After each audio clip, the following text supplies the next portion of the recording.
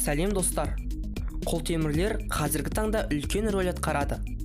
Сапасына қарай сұранысқа да ие. Ал сіз роботтардың тіпті кейбір мекемелерде жұмыс жасайтынын білесіз бе? Сену қиын әрине, бірақ кейбір жерлерде аспазшы, қоқыс жинаушы секілді робот қызметкерлерді көруге болады. Бұл 21 ғасырдың ең үлкен жетістіктерінің бірі. Сіздермен бірге дұрыс қадам арнасы. Бүгінгі видеода мен сіздерге тәжірибелерден өткізіліп қойған сенімді әрі таң қаларлық роботтарды көрсететін боламын. Ал ендеше видеомыз басталмай тұрып, арнамызға жазылып, осы видеоға лайк басып кетуді ұмытпаңыздар.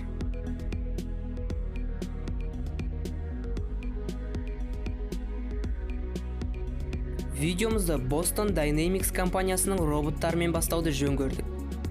Себебін қазір түсінетін боласыздар. Бұл компания өздерінің таң қаларлық нәтижелі роботтарын YouTube арқылы дәлелдеп, көрермендердің қызығушылығын арттыруда. Boston Dynamics-тің туындыларының шегі жоқ. Тіпті иттің қимылын айнытпай қайталайтын құлтемірден бастап, екі доңғалақпен жүретін роботқа дейін бәрі бар. Қараңызшы, қандай ғажайып туынды. Тіпті өз көзіңізге өзіңіз сенбейсіз. Робот кедергіден секіре алады. Бірақ бұл жай ғана бергі жағы. Осыдан 3 жыл бұрын, яғни 2017 жылдары, компания бүкіл әлемді таң қалдырды. Бұл туынды адамдар секілді екі аяқпен жүре алады. Ал қазір өте жоғарғы деңгейде жасалынған тәжірибенің арқасында робот еркін жүреді, еркін секіреді. Бірақ ең таң қаларлығы ол келесі әдісті жасай алады.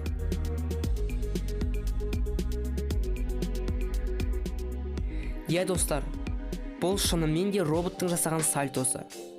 Қазіргі таңда робот жерге абайсызда құласа, немесе біреу құлатып кетсе де, өз еркімен ешкімнің көмегінсіз жерден тұра алады.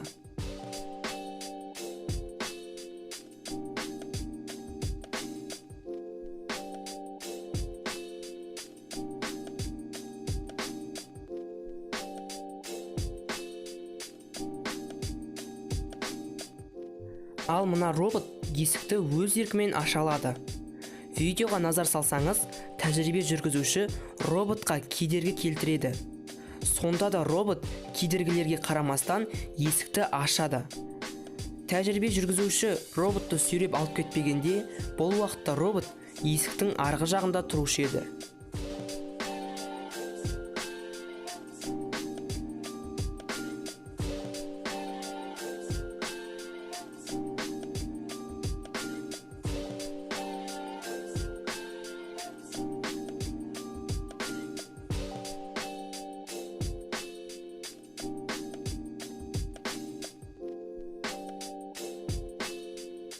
Айтпақшы, компания өзінің жүк тасушы роботтарының сапасымен ерекшеленеді.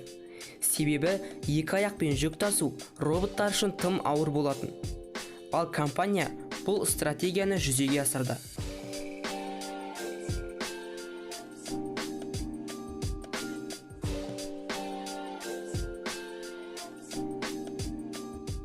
Ал енді америкалық Amazon компаниясына тоқтала кетсек. Бұл компания бірнеше жылдан бері өз қоймасындағы жүк тасушы роботтардың арқасында белсенділік танытып жүр. Ал бұл компанияға үлкен өзгеріс әкелді. Бұрын адамдар жүкті тиеп әкелгенде тапсырысқа кемінде 1,5 сағат уақыт кететін. Ал қазір осы роботтарға бар жауапкершілікті артудың арқасында тапсырыстар 15 минутта дайын болады. Жұмысшыларға енді тауарға байланысты сөрелерді қоймадан іздеп жүрудің қажеті жоқ. Роботтар барлығын автоматты түрде әкеледі.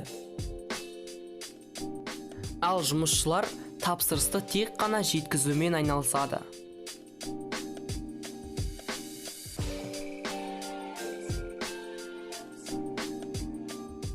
Ал сізге үстел теннисін ойнайтын роботтың керегі бар ма? Егер сіз үстел теннисін профессионалды түрде ойнайтын болсаңыз, онда ойлап көріңізші. Енді сізге үстел теннисін ойнауды достарыңыздан өтінудің еш қажеті жоқ.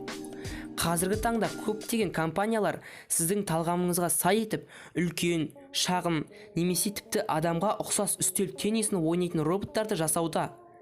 Кейбіреулері жақсы, кейбіреулері нашар. бірақ олардың бәрі кез келген профессионалдардан кем ойнамайды. Бірақ компаниялар мұнымен шектелмейді. Мысалы, айр хоккей немесе тіпті бильярд ойнайтын роботтар да бар.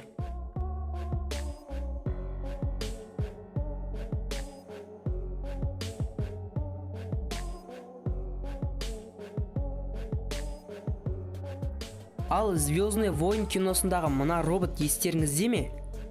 Өз заманында бұл да танымал болған. Әрине, «Звездный войн» киносындағы робот компьютерлік графиканың көмегімен жасалынған. 2015 жылға дейін осындай робот бұл өмірде болмады. Оны жасаған адамдар фильмнен шабыт алғанын жеткізді. Бұл туынды пайда болған сәттен бастап танымалдығы арта берді. Фильмнің фанаттары өз көздеріне өздері сене алмады. Негізі ғылыми тұрғыда роботты бұлай жасау мүмкін емес еді. Себебі роботтың бас бөлігі мен астыңғы бөлігі кабель арқылы бірігуі қажет. Ал кабель роботтың бұлай жүруіне тым кедергі болады. Бірақ соған қарамастан инженерлер барын салып жасаған екен. Ал роботтың кішкентай ойыншық көшірмелері сатылымды одан әрі жандандырды.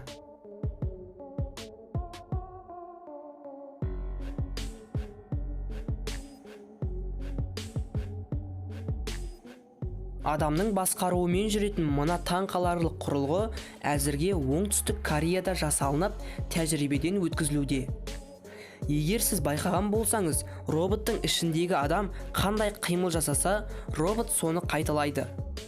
Көпшілігіміз мұндай фантастиканы тек қана кинодан, мультфильмнен немесе бейне ойындардан көріп жүрміз. Бірақ шын өмірде жасалынған робот қазіргі таңда тепе-теңдікті сақтай алады екен.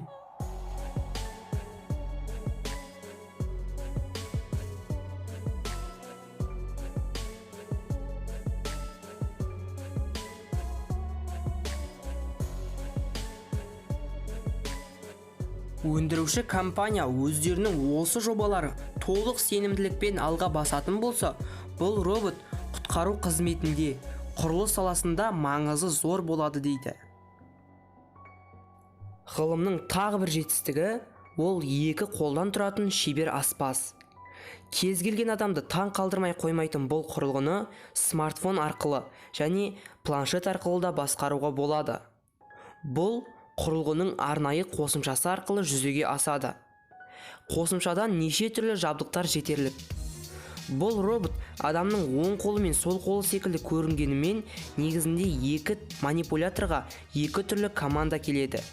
Яғни екі манипуляторға екі түрлі программалық бұйрықтар келеді.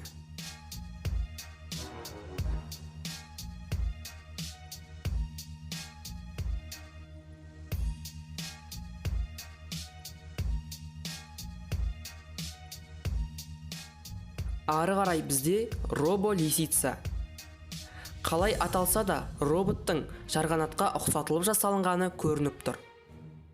Бұл ұшқыш роботты Фестің компаниясының инженерлері ойлап тапты. Роботтың қанаты ауада шыдамды болуы үшін сапалы матадан жасалған. Ал микропроцессоры өте ұсақ. 580 граммды құрайтын бұл робот қарапайым жарғанаттардан жылдамырақ болуы мүмкін.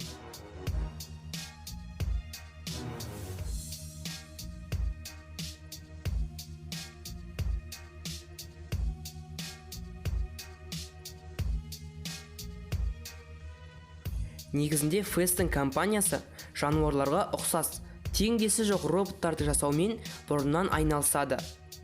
Және компания ғажайып туындыларды ойлап табуда. Мысалы, мына робо-көбелекке назар аударыңыз. Негізінде мұндай кішкентай жіңішке роботты жасау өте қиын. Бұл әріптестердің жеңісі. Қаншама қиындықтардан кейін осындай жетістікке жетті. Әр көбелек 32 граммды құрайды. Аккумуляторы 4 минутқа дейін шыдайды.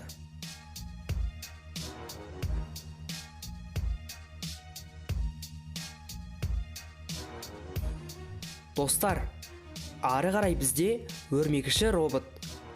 Осыдан аздаған жылдар бұрын өрмекші роботты 3D принтермен ғана жасаған болатын. Ал қазір бұл роботтың әр буынына бір айналдырғыш мотордан қойылған.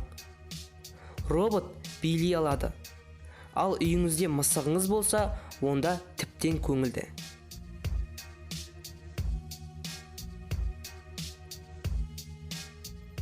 Танысып қойыңыздар. Бұл роботтың есімі Пол. Пол сурет салғыш робот. Ол видео камерамен түсірген затын қаламсабымен дәптерге сала алады. Әзірге бұл робот тек қана портреттерді салып жүр. Көп замай кез келген суреттерді сала алатын қасиетке ие болады.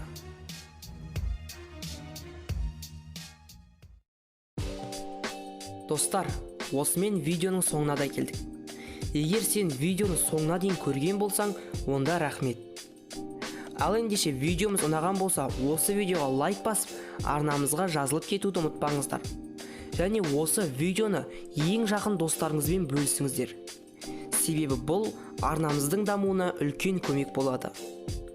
Сіздермен бірге болған Дұрыс Қадам арнасы келесі видеода кездескенше.